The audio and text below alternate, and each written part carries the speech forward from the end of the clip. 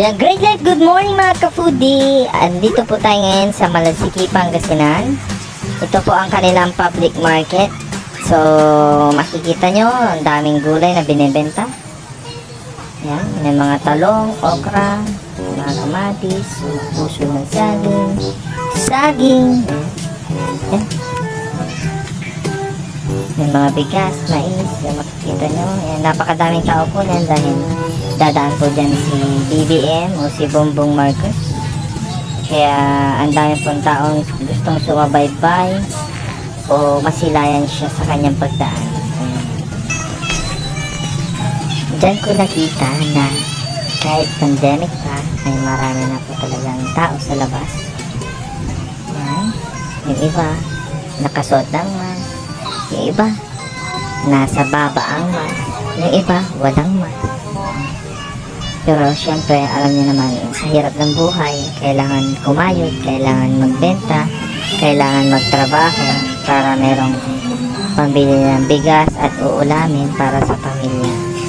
Lumabas po ako niyan dahil bibili po ako ng mga kailangan po sa aking mga pa-orders ng Asian Black 80 kasi naubusan na po ako ng mga gagamitin katulad ng condensed milk, ng all-purpose flour, cassava flour, brown sugar, mga ganun. Yan. So, ang ginawa ko, nag-video na din ako para makita ng iba kung anong itsura ng bayan ng Malasiki, lalo na ang public market. Ayan. So, makikita nyo, nakita nyo ba? Ayan. Paborito ko din po yan, yung palamig ni Auntie. Ayan. Meron din tayong mga fresh fruit shake. Yan, may siomay, tapos may mga gulaman, ganyan. Tapos dyan sa gilid dyan, nandyan yung mga bilihan ng mga cellphone, paggawaan ng cellphone, ganyan. Yan. So, ang ginawa ko lang dito, umikot lang ako, nag-video. Yan. Para at least makita niya na ganito yung itsura ng bayan ng Malasiki. Ayan. So, habang naglalakad ako dyan, naamoy ko yung napakabango na burger patties. Yan, ang daming order. Kasi habang inaantay po nila si BBM na dumaan, yung iba syempre nagugutom na. Kasi siguro mga isang oras may din na bago dumaan dyan si BBM. Kaya talagang yung iba nagutom, nauhaw. Kaya swerte ng mga iba dyan kasi talaga ang daming kumain, ang daming bumili ng mga inumin, gano'n. So yan, makikita nyo, nagkukumpulan sila, lalo na kanina, ang daming tao dyan. Yan. Ako hindi ko na siya nakita kasi pumasok ako ng palengke kanina. So traffic talaga dyan, iniwan ko yung tricycle ko dun sa may gilid, sa may parking. Kasi pag nag-park ka dyan, huhulihin ka ng mga enforcer. Yan yung mga enforcer na nag-iikot. Yan. Sayang na ang 40 pesos sa illegal parking. Kasi ngayon, pag napagtripan ka ng mga enforcer, baka madagdagan pag violation mo. Yan. So, pumasok ako dyan, nakita ko may nagtitinda dyan ng mga banana Q, ng kamote Q, tapos mga pritong chicken. Yan. Tapos Shanghai, isaw na Shanghai, mga ganun yan. Tapos dyan, habang niliko ako, meron ako nakita yung kapitbahay namin. Yan, nakabike. Shoutout sa iyo. Yan. So, itong hilera naman na to, dyan yung mapukukita yung mga salon. Yung mga salon. Tapos may mga ukayan din dyan. Pero mostly dyan, hilera mga salon o beauty salon. So, nandiyan yung mga natin, mga friends natin, mga dyan, mga batla. Ayan. Tapos pagliliko ka dyan, pag malapit mo dun sa may kanto, dyan naman yung hilera ng mga chicken, yung mga frozen foods, mga ganun. Makikita nyo dyan. Ayan, malapit na. Ayan. So, nakita ko yung dalawang nakasombrero. Yan yung re-reading ng aming tubig. So, hindi ko alam kung magkano na yung reading nila sa tubig namin. Siguro mataas na naman dahil naglalaba kami dito sa bahay. Hindi na namin pinapalaba. So, sigurado na nagdagan na naman ang consume namin sa tubig. So, yan, yung nakita nyo na. May mga chicken feet, may mga buong chicken, may wings, may breast, may leg chicken. Yan. Tapos yun yung mga siomai, yung mga hotdog. Yan. So, ihilira po ito ng mga frozen foods. Tapos pag lumabas ka dyan, ay, sino yun? Parang kami nila. Ayan, may mga itlog din dyan na makikita.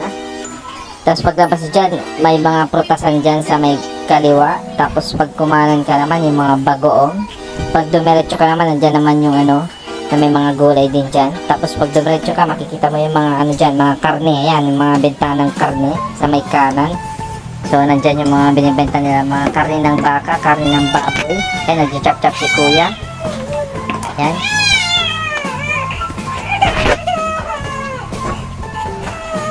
So, makikita nyo dyan, yung maraming ano dyan, yan. May mga hilera din dyan, yung mga chickens. So, pagkatapos niyan ay lalabas na ako para mag-ikot naman sa kabila. Yan. Dito ako bumibili ng mga chicken dito kasi napakamura. Yan. Kumbaga mas mura sa iba na mga siguro mga 10 pesos. May mga nagbebenta rin yan ng gold, ganun. Pero hindi ko lang alam kung totoo mga yan. Diyan naman may mga bigasan. Tapos, pag lumabas ka dyan sa may gilid, nakikita mo dyan ang mga nagtitinda ng mga lechon manok. At meron din dyan, alam ko, nagtitinda ng lechon belly, gano'n. Yun, sarap po. Naamoy mo dyan, napakasarap, nakakagutom. So, traffic pa rin dahil yun nga, dadaan yung mga sasakyan sa caravan po ni BBM. Kaya sobrang traffic dyan. Kaya iniwan ko yung tricycle ko sa may gilid. Ayun, makikita nyo dyan. Ayun, ayun. Nakita nyo ba? Hindi ko rin nakita. Ayan, malapit na. Malapit na. Pag tumawid ako dyan, ayan, pumasok ako sa loob para makita nyo yung bentahan ng mga tsinelas. Tapos makikita nyo, nagbebenta dyan ng mga daing na bangus, daing na tilapia, tapos mga tinapa. Tapos sa may left and right ko, meron dyan nagtitinda ng mga school supplies, mga laruan. May mga egg din, so sinabayan na nila. May mga nagbebenta rin dyan ng mga cellphones. Tapos sa may bandang gitna, makikita nyo, nandyan yung mga nagtitinda ng mga tuyo, mga daing, yung mga dilis, iba't ibang klase ng tuyo, yung tuyong parang may basa-basa pa, at saka yung tuyo na makapal ang kanyang, anong tawag doon, anong tawag doon, balisiksik ba yun? Balisiksik. Basta, bahala na kayong intindi sa sinasabi ko. Yan, may mga alamang. Tapos, dyan yung mga parang mini grocery. Yan.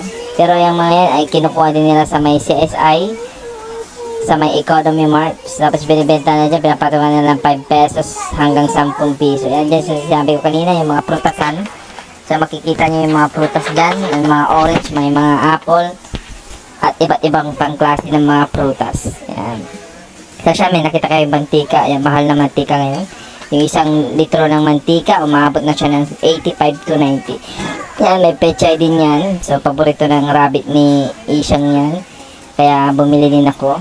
Yan, yung may hawak ako dyan, nabili ko na yung mga bilao, yung mga round tab, tapos mga rectangle tab na kailangan ko sa SM Black Cuchinta. Yan, tapos nandyan din yung mga gulay na galing Ordaneta, City, Pangasinan. Yan. So, doon ang bagsakan, doon sila kumukuha. Yung iba galing mismo sa Baguio, pero kadalasan ay sa may Ordaneta. Bagsakan po kasi ng mga gulay doon. Ayan. So, sa may kanan ko, makikita nyo, meron dyan taga-igar or taga-kudkud ng nyug. So, meron kayo mabibili dyan yung para sa mga putot kuchinta na binibili ko at pwede rin sa mga palitaw. Tapos yung iba naman gata para sa panggata nila sa gulay, gano'n. O, minsan yung iba gumagawa ng tinatawag na virgin coconut oil, gano'n. Ayan, so may mga gulay din dyan, may mga lettuce. Ayan, may mangga din. So panahon na rin ng mangga at saka singkamas, kaya napakasarap yan. Tapos yan, so nakita ko si Manong nagtitinda ng fishball. Yan, ang daming tinutusok ni Kuya. Yan, naranasan na bang bumili ng fishball, tapos ikaw ang nagtutusok, tapos sinusobra mo ng isang fishball. Madaya ka, badyo, huwag niyo na ulitin. Ayan, so punta ako dun sa suki ko. yung pinagbebenta, nung nagbebenta ng mga okra talong. Yan, suki ko yan dahil pwede akong bumili dyan ng 5 pisong okra. Tsaka 10 pisong talong, tapos may mga pangdagdag. Yan, inokray-okray ko lang si ate, yan, para madagdagan niya yung mga binili ko. Yan, kasi mahal na rin ang mga gulay ngayon. Lahat lang ng bilihin nagmamahal at tumataas, panty na lang bumabaga. Naku. Yan, masarap din yan, may malunggay dyan yan. Tapos ang mga kamote, tapos may mga lemon. Dyan sa kanan, dyan yung bilihan ko ng mga all-purpose flour, tsaka cassava flour. Shoutout sa inyo, ante. Yan, ang Lopez family. So guys, makikita nyo, yan po yung kabuuan ng likod ng palengke. So guys, hanggang dito lang po. Yan, makikita nyo, bumili din po pala ako dyan sa may yung feeds ng rabbit. So aside dun sa pichay ng paborito ng rabbit ni Ishang, bumili din ako ng grower na feeds para sa rabbit. Yan. So guys, salamat muli. Sana nagustuhan nyo ang vlog na to na walang kakwenta-kwenta. Okay, like and subscribe for more videos. Yan, huwag niyong kalimutan po na i-click ang bell button para lagi kayong updated sa aming mga video. Salamat guys! Bye-bye! God bless!